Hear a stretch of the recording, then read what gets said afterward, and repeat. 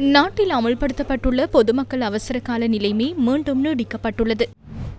Rhino ரூஃபிங்கிடமிருந்து rhino premier roofing தீர்வுகள்.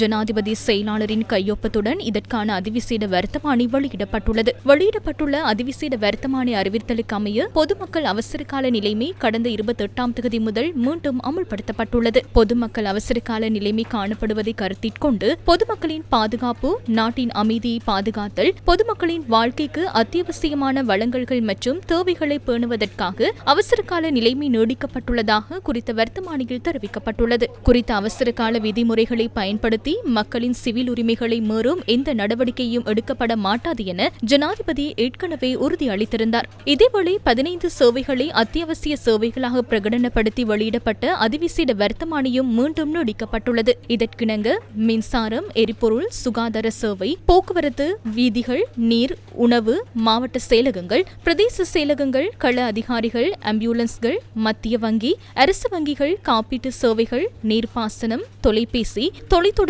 ஊடகங்கள், தாழ்நில மீட்பு, விவசாயம், விவசாய காப்பீட்டு ஆகிய சேவைகள் அத்தியாவசிய சேவைகளாக பிரகடனப்படுத்தப்பட்டுள்ளன.